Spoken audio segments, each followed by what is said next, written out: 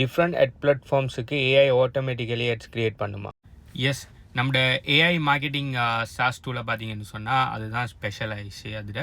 அதில் பார்த்தீங்கன்னு சொன்னால் ஜஸ்ட் உங்களோட எல்லா எட் அக்கௌண்ட்டையும் கனெக்ட் பண்ணிவிட்டு நீங்கள் உங்களோட எட் க்ரியேட்டிவ் அப்லோட் பண்ணுற, அப்படி இல்லாட்டி ஜஸ்ட் வெப்சைட்டை கொடுத்தீங்கன்னு சொன்னால் அதே எட் க்ரியேட்டிவ் க்ரியேட் பண்ணது பிறகு அதே ஆட்டோமேட்டிக்காக டார்கெட்டிங் செட் பண்ணும். இப்போ உதாரணத்துக்கு ஃபேஸ்புக் எட் ரன் பண்ண போகிறீங்கன்னா நீங்கள் முதலாவது ஃபேஸ்புக்கை கிளிக் பண்ணி எல்லா எட்டையுமே கொடுத்து டார்கெட்டையுமே ரீச் பண்ணி பட்ஜெட்டையும் கொடுத்துட்டு நீங்கள் ஸ்டார்ட் பண்ணிவிட்டு நீங்கள் திரும்ப அதுக்கு பிறகு ரெண்டாவதாக நீங்கள் இது கூகுளில் யூடியூப்பில் எட் ரன் பண்ணி போகிறீங்கன்னு சொன்னால் அதை கிளிக் பண்ணிங்கன்னா ஆட்டோமேட்டிக்காக நீங்கள் கொடுத்த இது டார்கெட்லேருந்து நீங்கள் கொடுத்த எட் காப்பிலேருந்து எல்லா விஷயமுமே ஆட்டோமேட்டிக்காக அங்கே இருக்கும். நீங்கள் ஜஸ்ட் எல்லாத்தையுமே டபுள் செக் பண்ணி போட்டு எட் ரன் பண்ணுற மட்டும்தான். அப்படி நீங்கள் எந்த பிளாட்ஃபார்மில் ஈவன் ஸ்பாட்டிஃபை, ஸ்னாப்சாட்டில் கூட நீங்கள் எட் ரன் பண்ணலாம். நீங்கள் ஒரே ஒரு தரம் தான் நீங்கள் எட் க்ரியேட் பண்ணுற.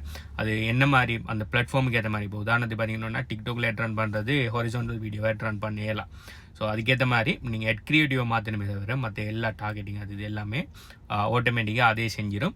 அதுக்கு பிறகு நீங்கள் எல்லாமே எட் ரன் பண்ணதுக்கு பிறகு ஒப்டிமைசிங் ஃபோல்டருக்குள்ளே எடுத்து போட்டிங்கன்னு சொன்னால் என்ன நடக்கும்னா எந்த எட்டு நல்லா பெர்ஃபார்ம் ஆகுது எந்த பிளாட்ஃபார்ம்லன்னு சொல்லி நீங்கள் ஒன் ஷாட்டில் பார்த்து அதில் எந்த எட்லேருந்து உங்களுக்கு நல்ல ரிசல்ட்ஸ் கிடைக்குதோ அந்த எட்டுக்கு நீங்கள் பட்ஜெட்டை கூடுதல் அலோகேட் பண்ணிவிட்டு மற்றதுக்கு பட்ஜெட்டை நீங்கள் குறைச்சி விட்டீங்கன்னு சொன்னால் உங்களுக்கு பெஸ்ட்டான ரிசல்ட்ஸ் கிடைக்கும். நீங்கள் இதுக்குன்னு சொல்லி தனியாக ஃபேஸ்புக்கு போய் திரும்ப டிக்டாக்கு போய் எல்லாத்தையும் எடுத்து கூகுள் ஷீட்டில் எடுத்து இல்லாடி எக்ஸல் ஷீட்டில் எடுத்து எல்லாத்தையும் தனித்தனியாக பார்த்து நீங்கள் தேவை எல்லாமே ஒன் பிளாட்ஃபார்ம்லேயே நீங்கள் எட்டை ரன் பண்ணி ஒன் பிளாட்ஃபார்ம்லேயே நீங்கள் ஒப்டிமைஸ் பண்ணி ஒன் பிளாட்ஃபார்மில் வச்சே நீங்கள் ஸ்கேல் பண்ணிக்கொள்ளலாம்.